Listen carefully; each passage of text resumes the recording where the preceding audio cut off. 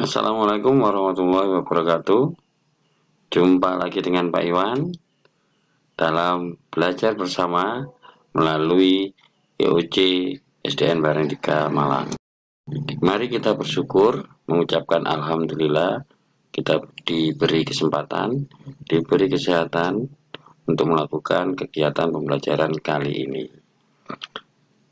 Mari kita awali pembelajaran ini dengan bersama-sama mengucapkan Bismillahirrohmanirrohim.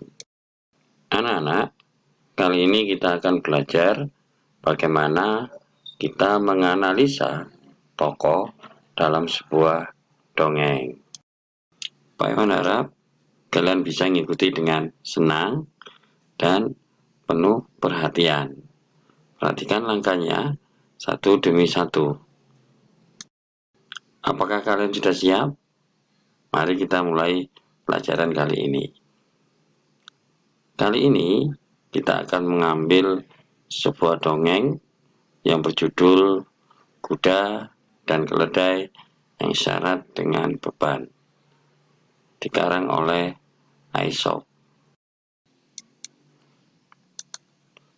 Pada bagian pertama ini, coba nanti kalian temukan informasi apa yang kalian dengar saat Pak Iwan membaca paragraf tersebut. Pernah ada seorang pria yang memelihara seekor kuda dan seekor keledai. Kebiasaan pria tersebut memuati keledainya dengan beban yang berat. Keledai tersebut terhuyun-huyun karena beban yang terlalu berat. Sementara kuda berjalan dengan beban yang ringan. Nah, setelah kita membaca paragraf tadi, langkah pertama untuk menganalisa tokoh dalam cerita, tentunya kita menemukan dulu tokoh dalam dongeng tersebut. Apakah kalian sudah menemukan tokoh dalam dongeng tersebut? Kita lihat yuk. Kalau kalian lihat gambar ini, kira-kira siapa ya ini ya? Benar, dia adalah seorang pria. Ada tokoh yang lain? Coba kalian tebak siapa kira-kira ya?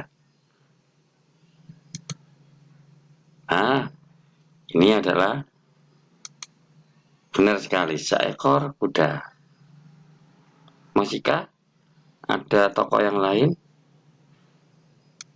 Benar, masih ada, yaitu seekor keledai. Nah, pada bagian ini kalian pintar sekali. Kalian sudah menemukan 3 tokoh dalam cerita tersebut, yaitu seorang pria, seekor kuda, dan seekor keledai.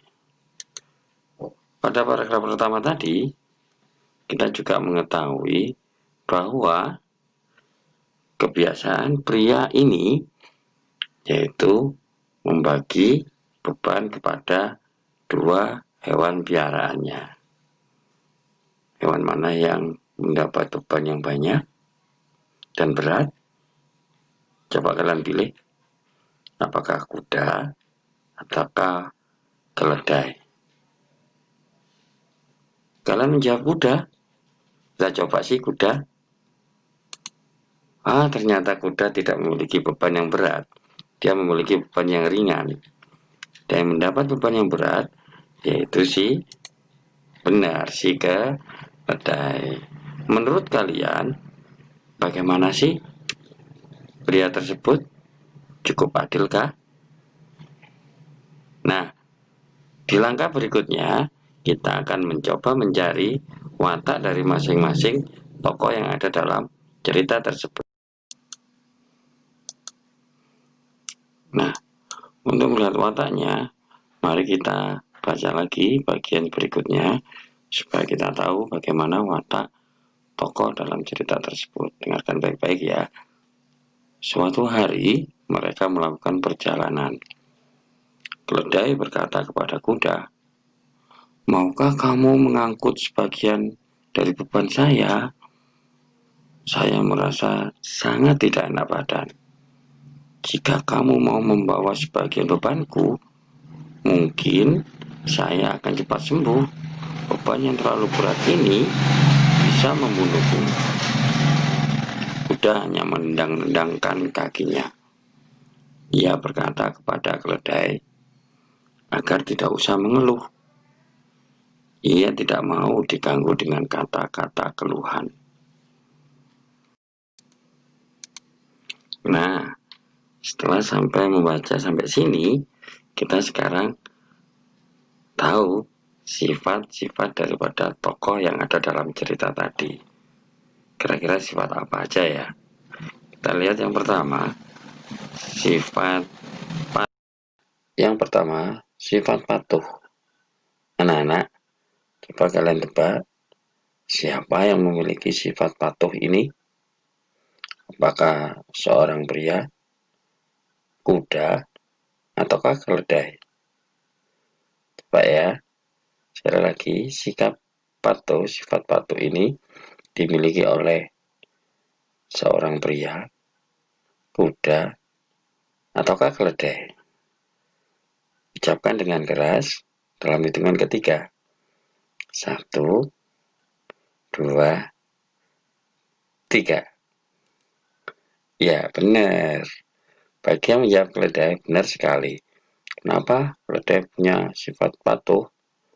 Si keledai mau menerima tugas dari tuannya meskipun dia sedang sakit.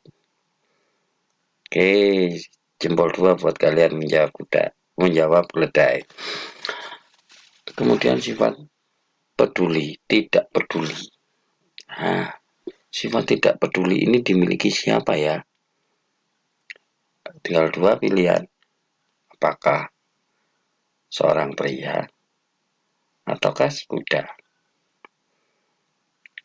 Sifat tidak peduli dimiliki oleh siapa? Seorang pria atau seekor kuda? Dalam hitungan ketiga, coba siapa yang memiliki sifat tidak peduli? 1, 2, jawab dengan suara keras. 3. Ya. Benar sekali. Jempol 2 buat kalian yang menjawab si kuda. Si kuda memiliki sifat tidak peduli sama temannya karena dia tidak mau mendengar keluhan dan tidak mau membantu temannya yang sedang butuh pertolongan. Nah, sifat yang ketiga adalah sifat tidak adil.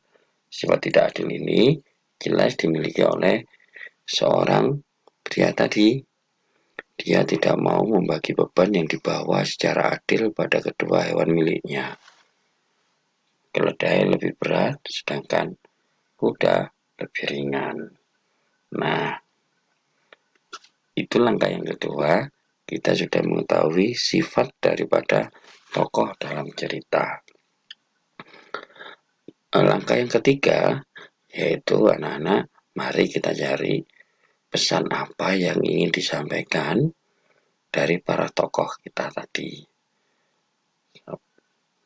Perhatikan yang berikut ini. Ya, kita baca lagi. Apa yang terjadi dalam cerita ini?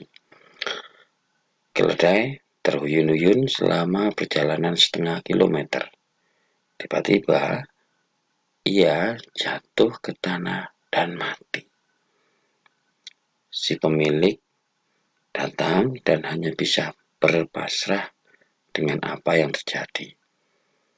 Ia melepaskan beban dari keledai yang telah mati. Semua beban ditempatkan di atas punggung kuda.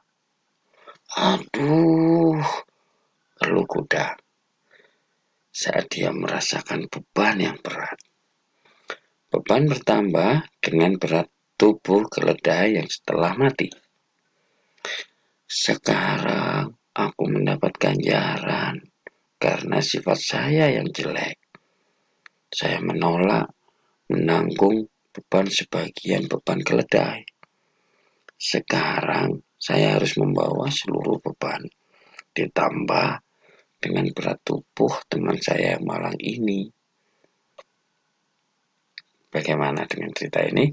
Nah, Anak-anak, dari sifat-sifat pelaku yang dibawakan oleh tokoh dalam cerita tersebut mengandung pesan moral bagi pembacanya. Pesan moral apa aja ya? Mari kita lihat. Pesan moral dari para tokoh dalam cerita tersebut. Yang pertama, kita lihat ini uh, seorang pria. Apa ya pesannya ya? Kita lihat yuk sama-sama.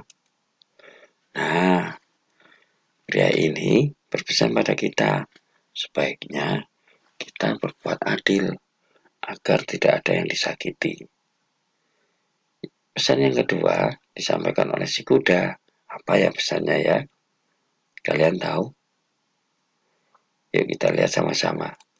Nah, si kuda berpesan pada kita, sebaiknya kita saling tolong-menolong agar beban kita menjadi ringan. Yang terakhir, pesan dari si keledai. Nah, si keledai apa ya pesannya ya? Sebaiknya kita menjadi orang yang patuh dan melaksanakan tugas semaksimal mungkin. Nah, itu anak-anak, langkah yang ketika sudah kita lalui, kita tahu semuanya bahwa kita sudah menemukan tokoh, kita sudah menemukan sifat, dan kita sudah menemukan pesan yang ada dalam cerita tersebut. Nah, masih ingatkah langkah-langkahnya menganalisa tokoh dalam cerita? Mari kita sebutkan sama-sama. Yang pertama, temukan dulu tokohnya. Yuk bareng-bareng, temukan dulu tokohnya. Sekarang yang kedua, kita ucapkan sama-sama. Temukan watak dan perilakunya. Sekali lagi, temukan watak dan perilakunya. Dan yang terakhir, pesan moral yang ingin disampaikan. Pesan moral yang ingin disampaikan. Nah, itu tadi langkah-langkah dalam menganalisa tokoh. Akhir kata, wassalamualaikum warahmatullahi wabarakatuh. Tetap semangat untuk belajar.